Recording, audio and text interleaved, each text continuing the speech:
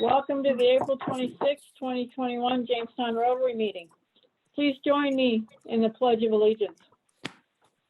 I pledge allegiance to the flag of of the United States and to the republic for which it stands, one nation, under God, God, indivisible, indivisible, with liberty and justice for all. Please repeat after me. Of the things we think, say, or do, is it the truth? Is it the truth? It's the truth. Is it fair to all concerned? Is it fair to all concerned? Will it build goodwill and better friendships? Will it build goodwill and better friendships? And will it be beneficial to all concerned? And will it be beneficial to all concerned? All right. I have Amy Roller. Welcome, Amy Roller, who will give our invocation. Let us pray. O God of time and eternity, help us to look to the past with gratitude and to the future with hope. We remember this day those who have gone before us here, who labored not for themselves alone, but with a vision of building for the future a world better than they had known. Inspire in us also a like vision, that we too may labor for things beyond ourselves, that our lives may be dedicated to high purposes and grand horizons. Make us unafraid of hopes and dreams. Release us from cynicism and despair. Teach us to be realistic about our limitations, but never to lose hope in our potential to transcend them. We pray this in the Lord's name. Amen. Mm-hmm. Any visiting Rotarians or guests? I don't think, oh, we have our guest, Patrick Kelly, with us. He will be speaking to us in a few minutes. Everyone, it's nice to be here. Yeah, I don't see any other unknown names, so welcome everybody. Today, Eric Harvey is recording for the Rotary Yours. Any committee chair announcements?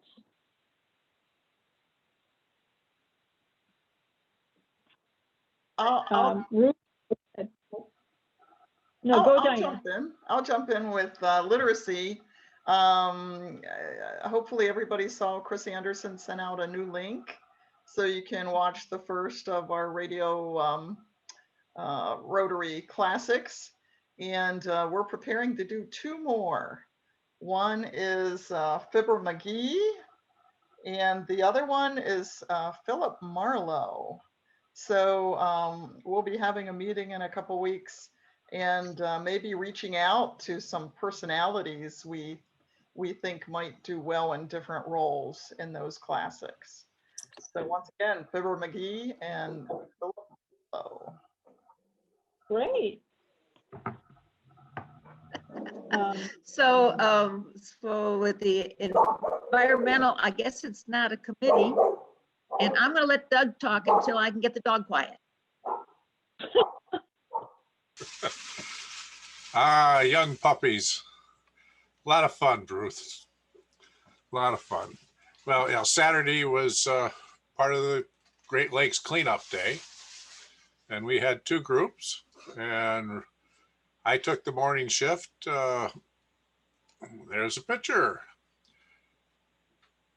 There were about 75 people that showed up. I thought that was great. And they were either, as this group here in the forefront, college students or families, a good number of parents and young children.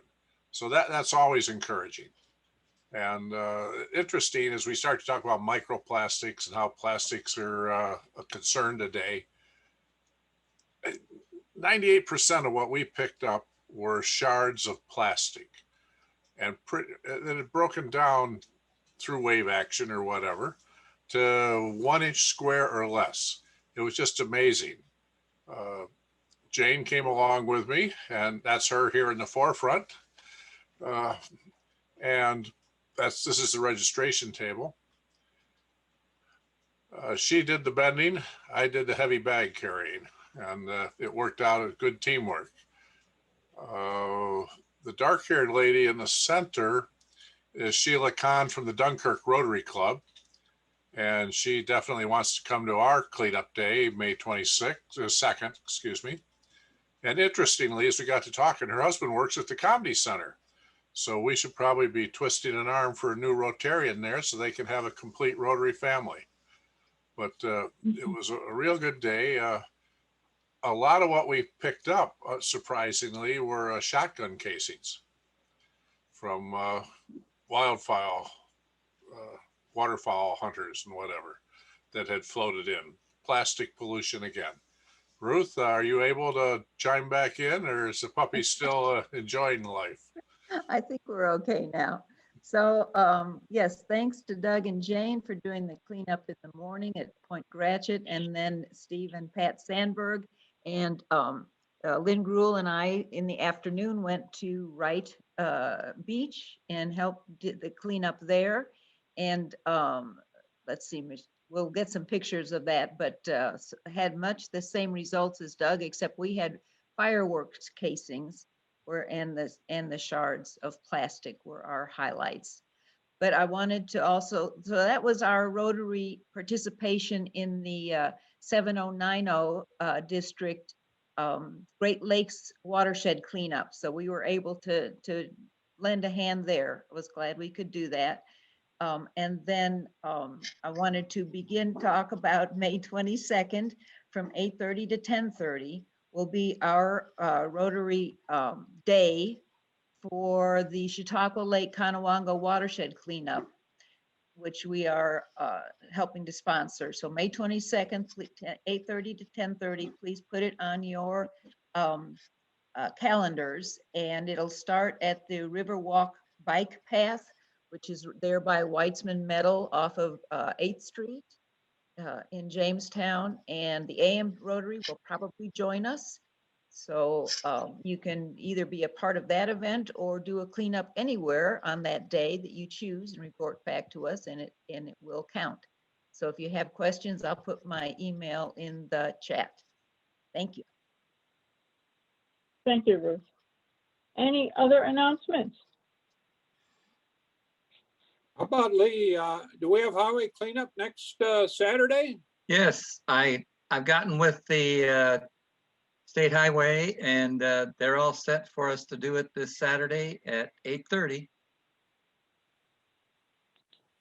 Okay, May 1st. And just a reminder, that you need to bring gloves, and that we don't do anything in the center median, only on the side, and it's 8:30 sharp, rain or shine, right, Mags? Right. Yeah, okay, those gloves are important. Very important. Good. Can't wait. All right. Okay, lots of cleanup going on. Sherry, do you want to talk about the district training? Sure. So some of you might know that I've been on the steering committee for the district training assembly that's going to happen on May 15th. It's virtual, it's free. You don't have to travel to get there.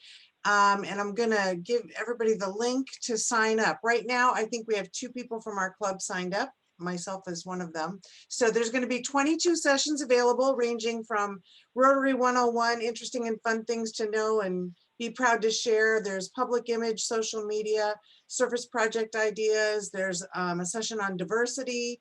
You're going to sign up for 2 sessions when you register. Like I said, it's for free. It's only in the morning. So it's not going to take your whole day. And it's practical examples from other Rotarians in the district to show what's going on. I think this is a great chance for us to get involved and to learn things that we can do to help our club. You don't have to travel. I mean, oftentimes when we do these things, we have to travel and people don't want to take that much time of your day, but there's going to be actionable ideas. There's going to be breakout rooms where you can actually discuss, so you're not going to just sit there and listen to somebody talk for 4 hours. You should have takeaways. There will be question and answer sessions and just ways that you can get involved in. It's good for any Rotarians, especially if you're a committee leader or if you're an officer. There's going to be a president-elect section and a secretary section, and but I think there's 16 choices in each session. So there's lots of stuff.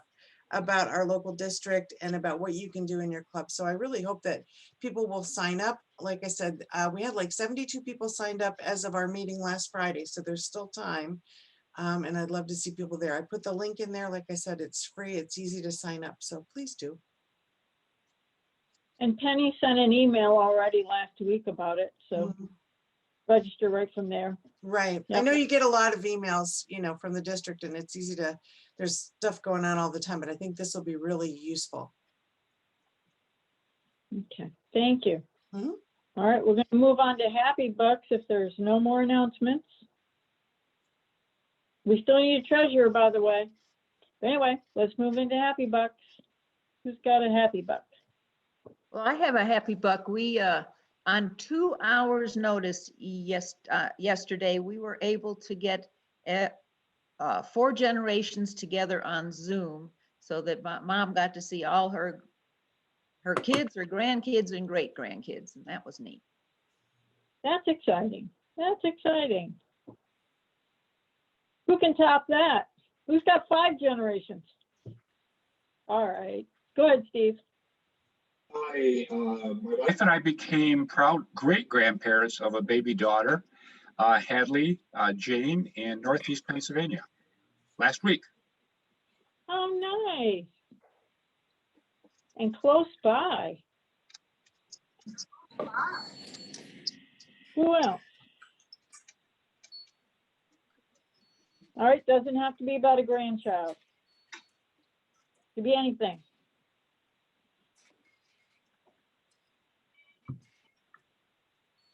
All right, that's our Happy Bucks, I guess. Please welcome past President Sherry Kroll, who will introduce our speaker. And before you do that, Sherry, Patrick, do you need me to share my screen with you? I'm not completely sure. I think I can You share need- my you need- own screen Well, or through No. PowerPoint. I just need it to show everybody. So I will share with you, and then you can do whatever you need to do for your presentation. So Okay, go ahead, will do. Sherry. Okay. First, before I start with Patrick, I did put a link also out there for Happy Bucks and donations if you're so interested. So I'm happy to introduce Pat Kelly, who's a very busy guy. I haven't had a chance to talk to him since he got back from Finland. He spent an extended time over there because of COVID. So I think he was one of the last students from our district to actually come back last year. So he got some pandemic time over there as well in Finland. From what I understand, he really liked it. I'm sure he'll tell us about it. Right now, he is taking a gap year before he starts university due to COVID. And he's been working on taking some classes at JCC over the winter, as well as traveling. I know he's been to Italy a couple of times. I've seen some pictures, so I think he's having a good time over there. He said that he is currently applying to Clemson University, as well as a few universities in Ireland.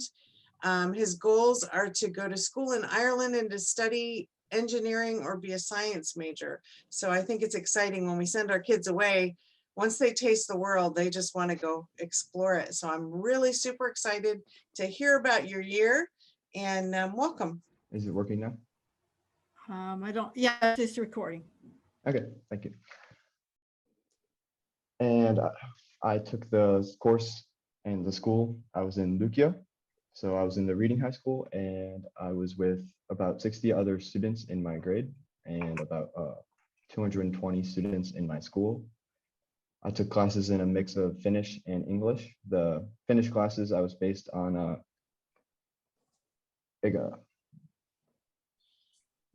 participation grading, and then in English classes, they graded me on a regular basis as other students. It was such a great opportunity to experience the school system, and it gives me a different perspective on the school system in the US and what I think is beneficial for everyone and how the system works. My school was actually a specialized flight school, so then it was based for flight students and people who want to become pilots. So then they actually had various courses for that specific subject. So they even had flight simulators in my school where you could simulate flying in any sort of plane. I even landed a 747 with one of my friends who was in the classes with me, and it was amazing.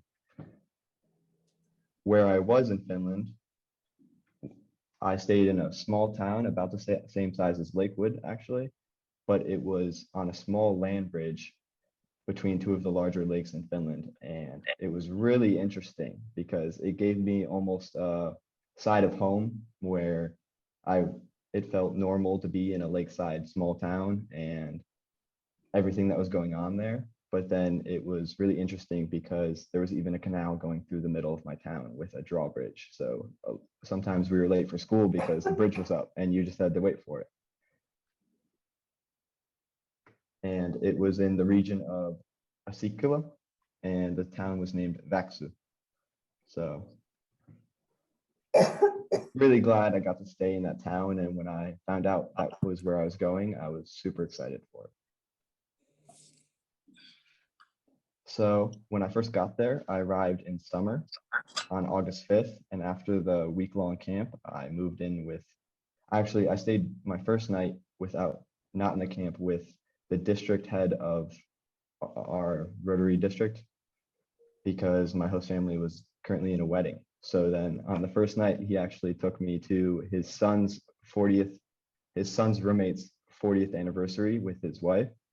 And I did karaoke with a Finnish party for the first night in Finland. And it was one of the funniest memories I can remember because they didn't know what was going on when some American kid just walked up on stage and brutalized Earth, Wind, and Fire song. So that was quite fun. And then after that, I moved in with my first host family, which were the Wangels. And the father was a doctor and the mother was a nurse, and they had their own private practice in a separated section of the house. They had two kids, Emily, and their daughter was Emilie. Really close names, confusing, but it was great. They were very kind. My host father was actually part of the Rotary Club, and I'm thankful for them for all the opportunities. I'll continue on how life was like with them in the next slide. But on the right was our house that we stayed in. I was actually in the middle room with the 3 windows on the second floor right there. So during the fall with them, they showed me around the town and it got me interested in every opportunity they had there. So I joined the soccer team in our town. They took me on hikes throughout the nature trails throughout our town. So my town was really interesting because there was 3 parks with over 8 kilometers of running and hiking trails. So on the top left, you can see a picture of one of the trails for the view over the North Lake. And then on the other 2 pictures, you can see the canal that went directly through the center of my town. So there's the drawbridge that would make us late for school. And there was actually a lock system right on the other side of that bridge. And then you can see the Finnish style of boats that were passing through the canal almost every day whenever it wasn't frozen. During the fall, I was getting really used to everything and learning more and being the classic exchange student, unaware of his surroundings, but super excited by them. And I had little homesickness, but not much because I was so excited about everything that was going on. So in September, we had our first district meetup where I got to spend a weekend with every other exchange student in my region, which was about 25 or so students. You can see most of them in the bottom right. There, they gave us exposure to more Finnish culture, such as sauna, which is one of the most well-known Finnish cultural things. It's where sauna is how we say it in English, but very important to their culture, where almost every single Finn has a sauna in their house. There's more saunas in Finland than there are cars. And almost every other night, you and your family will go to sauna together, completely naked, because that's how they do it there. Yep, I see some reactions there. And that's how it was. So they in the beginning in the camps, they said, yes, you can wear bathing suits, and all the families were really very understanding. But by the end of the year, almost every exchange student I knew was going in the Finnish style. And was very interesting to see the different perception of it, because they even have Rotary meetings in saunas. So all of the Rotarians would actually go to sauna together, and there were even business meetings in the sauna, which was really interesting. And it was really weird at first, but then by the end of it, I kind of understood it in a way. And now I'm trying to convince my family to build a sauna in our yard, because I've become a Finn in the way where I think it's really healthy and great, and is a great way to relax. And then also in the camp, we played all sorts of games, and we went swimming in the lake. By that time, it was really cold, probably 45 or 50 degrees in the lake. And the way you swim through it was by jumping into the lake, going straight to the sauna, and then running back to the lake, and then back and forth. And the district meetup was great. It's where I met a lot of my close friends who were fellow exchange students at first. And then a bit later, I started to get involved with my Finnish friends in my town. At first, it was very difficult to meet my friends in my town because there was no other exchange students, and Finns are known for being very solitary and quiet. So none of them walked up to me or introduced themselves to me. I was forced to just walk up to a group of Finns and just say, hi, my name is Patrick. I'm an exchange student from the US, and I need some friends. So please take me on activities. And that was where I realized that the best way to take advantage of opportunities was just to say yes to everything and smile and just go in with zero expectations. So I was never let down, and I was always surprised if it went well. My next memory, big memory from the exchange, was with my first host family. It was their grandmother's birthday, so they took me and the family to Tallinn, which is in Estonia. It's about a 2-hour ferry from the capital of Finland, Helsinki. And it was really beautiful city where it has an old town where the center of the city is actually walled in by its old ancient walls. And half of the architecture looks as if it was built thousands of years ago. And then it feels like you're walking back in time as you walk into the old town, and then you can walk right through the gate again. So in the bottom right picture, you see me standing at the gate of the old town. And then where I was looking was the new city, where there's skyscrapers and brand new buildings, but it seems like a portal to the past when you walk into the capital. And in the top right, I was in the helm of the ferry. So I got to meet the captain and all of the engineers on the boat, because my host father's brother was actually the chief engineer on the ferry that took us there. And it was really interesting to meet and talk to him about marine engineering, because that's a possible future career for me. One of my next memories throughout the year was a trip to Lapland that was organized by the Rotary group there. We went to northern Finland, which is called Lapland, and it is above the Arctic Circle, so pretty cold and deep snow from November to almost May and April. When I left, the snow melted in Lapland around, I believe it was April 20th, right around here was when the snow was actually melting in Lapland, which was interesting then, but now that I saw that we had snow last week in Lakewood, it was surprising. But the picture in the bottom left was me and some of my close exchange friends getting right after we got out of sauna. In the middle was reindeer. Reindeer are very common in the north, and they are almost mostly owned by the native group that lives in the north of Finland called the Salmi. And they are what a lot of the Christmas stories and the elves are based off, where they have very colorful clothing. Their shoes are actually curled. The toes of their shoes are curled because they use them for cross-country skiing. That's how they hook into the skis. We got to meet the Sami, as well as go on reindeer rides, visit the North Pole in Finland, where it is Santa's village. And in the top right, you can see all of the different cities with the distances to them. It was on a pole there. We got to meet the Santa Claus. And Santa's village is an international hub for tourism because Finland's Christmas culture is very strong. And there's some pictures with some fellow exchange students there as well.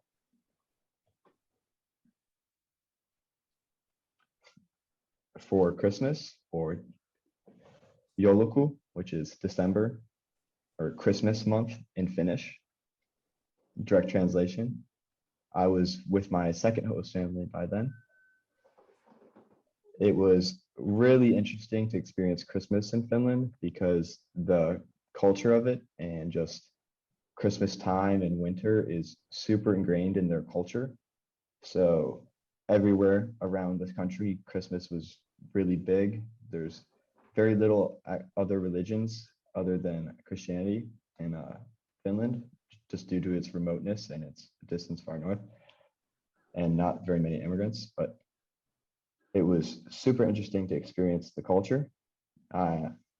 Their Christmas, the word for Santa in Finnish is joulupuki, which is actually rooted from their old pagan religion, where it means Christmas goat. So Finland was one of the major countries where Christmas was,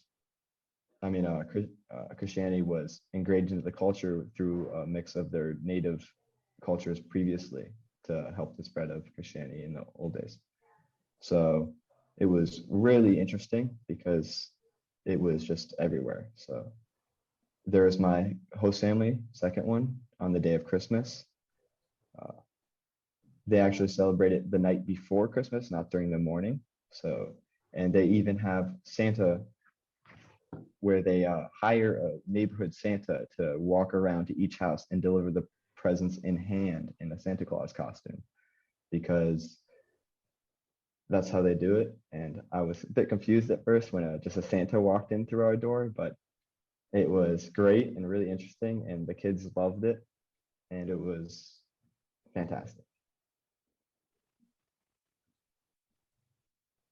I even got to get the Christmas tree for our family. You can see it in the right of the main picture. We went out to our family-owned woods.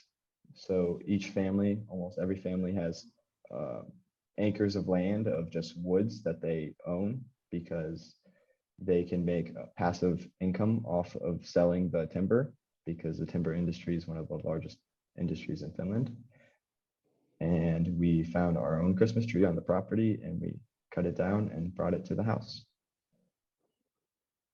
Some of the Christmas celebrations that they have are just the general ones that we have, with having the family come in from out of town, meet up with everyone.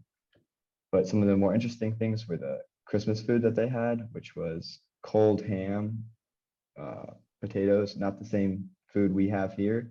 Some of it was sweets with very special shapes and sizes. I'm sorry, I don't have pictures of them, but the food in Finland was, not to be disrespectful, but very bland, because they enjoy very low spiced food. But the benefit of it was that they have really good sweets because of the darkness during the winters. Coffee and sweets is part of the diet to keep you going through the darkness. As around November and December, I was going to classes when it was pitch black, and I would get other classes when it was completely dark. It was about 3 hours of daylight where I was living during the winter. And then on the other side of it, in the summer, it was about 3 hours of darkness.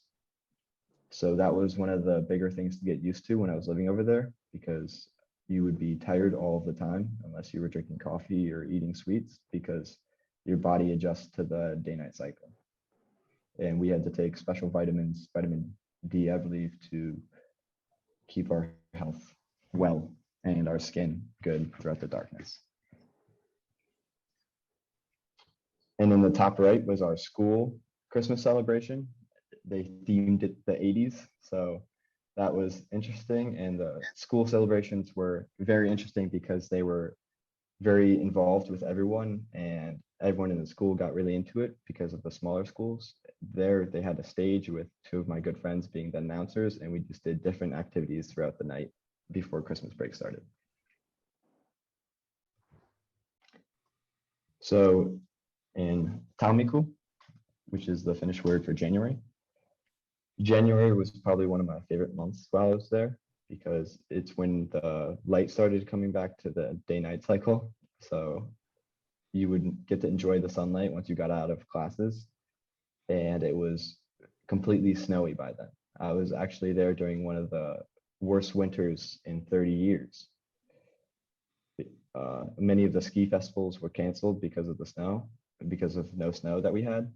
It was stayed around 32 degrees consistently throughout the entire winter, except for January, where it was colder and we got to get the snow. And what they were explaining to me, and that I didn't understand until we actually had the snow, was how much the snow changes just everyone's mood in the environment.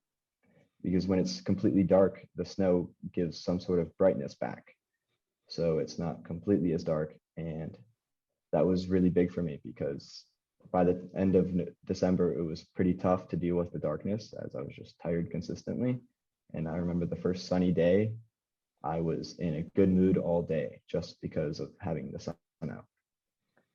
So in the left picture was a picture of the lake that we were near with the sunsets. The second picture was part of the canal that went through the center of my town with the environment. I have tons of pictures of the sunset because of how beautiful it was, and the sunsets were something that I will remember because they were unlike anywhere else I've been, where during the summers they were almost 3 hours long because the sun would barely rise above the horizon. And then in the winters, the daytime was just a sunset, because on the other side of it, the sun would set for almost 3 hours in the summer because it would barely drop below the horizon, and in the winters it would barely rise above the horizon. So it was almost a sunset for 3 hours during the day in the winter and sunset for 3 hours during the middle of the night in the summers. And on the far right was another picture of, it's a holiday that they have right around Christmas.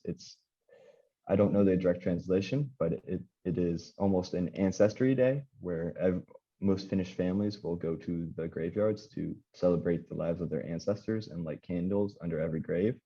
It was very emotional, and not sad, but respectful and just emotional to every Finnish person, and even to me, as they gave me a candle to light for some of my own ancestors and family members who have passed.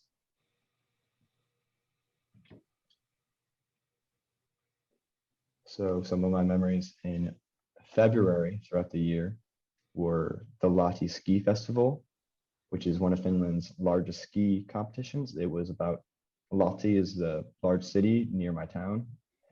It was very similar to Jamestown, as it used to be a large furniture hub of Finland.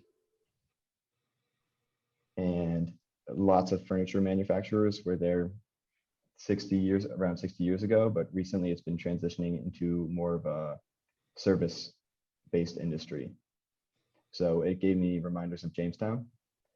But back to the ski festival, it was one of the biggest ski festivals in Finland.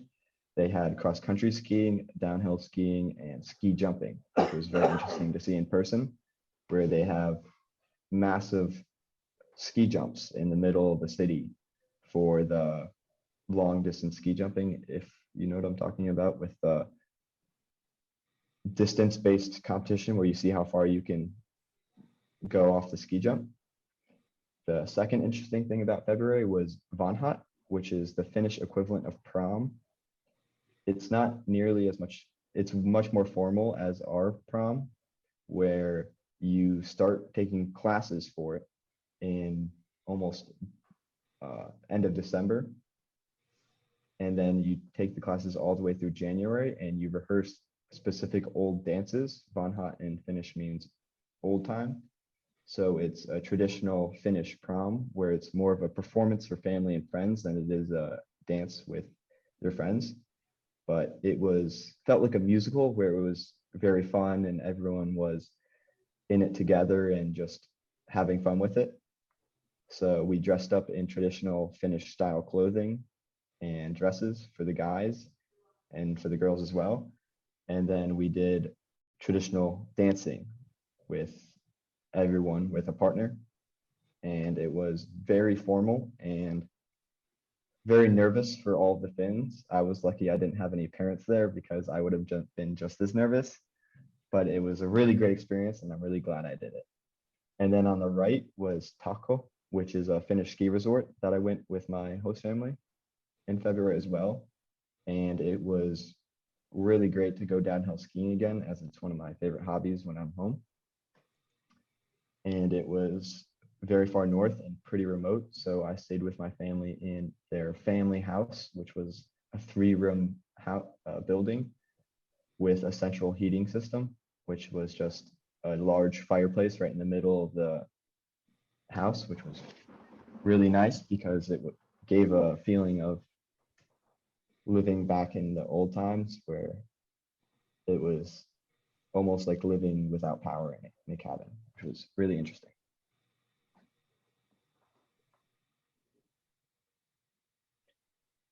So for March and April, I don't have as many photos or much to talk about. I was staying with my 4th family at the time on a farm about 10 kilometers from my town.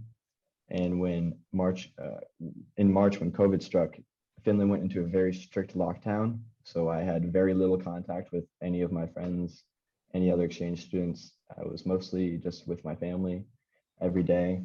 And on the far left, they had a cottage about 2 miles away from their house next to the lake. So I was running to keep myself busy and sane during the lockdown. I would go for a run out to the cottages, go to sauna, go swimming in the lake, and then run back. And it was my daily activity to keep me going.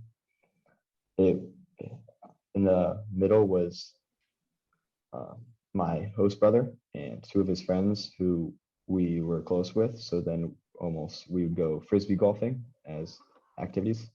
Almost everything we're doing at that time was just trying to keep yourself occupied, so not to think about what was going on, because at the time I was really missing my family and having a really tough time. So here's what I was talking about. There's a picture of my 4th family on the right. There's my host sister and my host mother. The host father was in a weird situation where I don't really know what his relationship to the family was. And they never explained it to me. It was kind of not a talking subject, but my host brother was also very quiet and had very little contact with me throughout it. But there's a picture on the left of my occupying situation where I would run out to the woods and just do any activity. So my host family had me cut wood while I was out in the woods. But this was a really difficult time during March and April because almost all of my exchange friends and other exchange students who I knew were returning home due to COVID, but I was deciding back and forth almost every day whether I would stay or leave because of how much it was affecting me. But I decided to wait it out and just hope that the situation would get better, because I knew if it did get better, I would regret leaving, because it's a once in a lifetime opportunity to do what I did. And I'm really happy that I did do that, because it turned into the last month after COVID died down. It was one of the best times of my entire exchange and of my life. It was about a month and a half of just complete freedom. It felt so good, whether it was just all of the amazing things I was able to do in the last month and a half of my exchange, or the transition from completely nothing to do to being able to be free. Because after the strict quarantine for about a month, the numbers dropped very low in Finland, and the summer almost went to a COVID-free summer. There was only 15 cases for most of the, up to 15 cases in Finland for the summer, which was extremely different from a lot of the other places around the world. And it was very freeing, and it was exactly what I was waiting for. On the left is a picture of one of the land bridges where it was several islands connected by bridges that went across the largest lake in Finland that I visited, with one of the most beautiful sunsets where it lasted almost 3 hours throughout the entire day. I mean, middle of the night. On the right is actually me fishing, and that picture was taken at 2 a.m. So that's how you can see how light it was throughout the entire nights. And then on the right was for 2 weeks or a week, I can't completely remember. I went to a Finnish farm where I stayed with one of my best friends who I met throughout the year, Ulis, a French exchange student who went to Finland. We stayed with his host grandfather in a Finnish farm about 100 miles from Russia.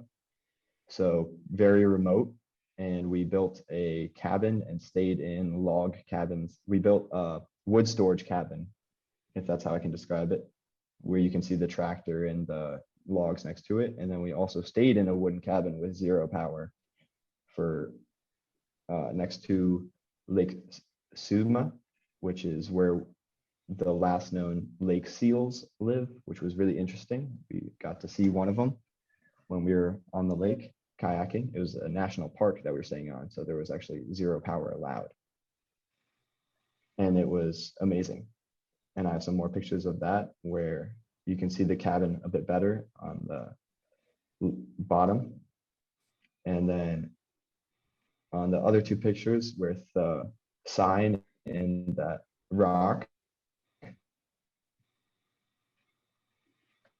that you can't see to cave painting, which is described in that other picture from 420 to, 4200 to 220. I can't, it was almost the dates that I can't read right now, but BC, thousands of years before AD.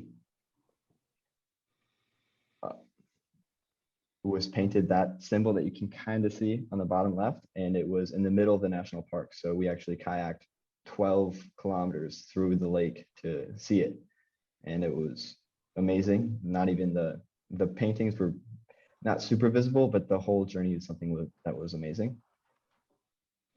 On the top was it's called Savenlinna.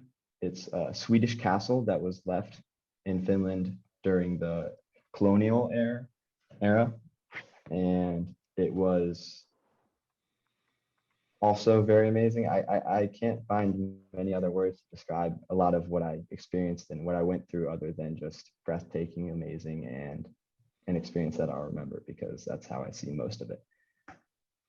And then on the bottom left, there was all of my host families, where we had a lunch before I left with every host family I met. And then on the top right was, I stopped in Versailles on my way home to visit one of my French friends, and then one of my Italian friends who I met, which is who I'm currently staying with in Italy right now. And that is, the picture is taken in the Palace of Versailles, which I was lucky enough to visit because my friend who I met through exchange, the French student, lived about 15 minutes away, and we got to visit the palace during COVID, which allowed for us students who were visiting, about 5 of us, to be one of the 5 out of the 10 people who were in the entire palace at the time, which was amazing. And I don't think there's many opportunities like that where you can visit something so famous with such a small number of people there. And then that was my memories of exchange and how I saw the year. So thank you for having me and having the presentation. That was awesome. I'm really glad to see all of your stuff, Patrick. I think you were probably the perfect choice to go to Finland, because I think you made the most of all the things that you did there. And I love your attitude about how you were just gonna, I know that you had a little bit of trouble getting home at the end, finding a flight out.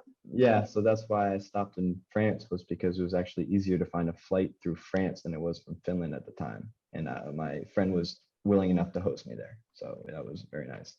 And to speak on Finland, yeah, I remember whenever I was choosing my countries that I went into the interview and they're like, so what have you been thinking?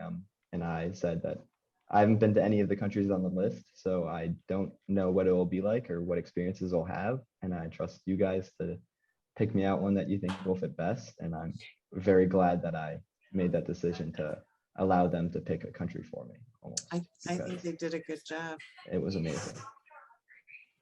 But again, I would like to thank the club and all the members for allowing me to have this opportunity. And it was something I'll always remember and part of my life now. And it's now changing my decisions on university, where I would like to go to Ireland and be abroad and travel as much as I can. So it gave me that realization. Thank you, Patrick. Thank you. One of Rotary's major international programs, which you probably know because you probably know more about Rotary than we do, is to eradicate polio. And so it only exists in 2 countries at this point. So in honor and thanks for your presentation to the club today, we're going to make a donation in your name to the Polio Plus Fund, and it will vaccinate 4 children. That's so great. I appreciate that so much. I learned a lot about the polio program when I was over there, as well as their donations to the program as well, and their club's interaction with it. I even stayed with a person while I was there, part of the Rotary Club for a night, who was affected by polio, which was amazing. Okay, wonderful.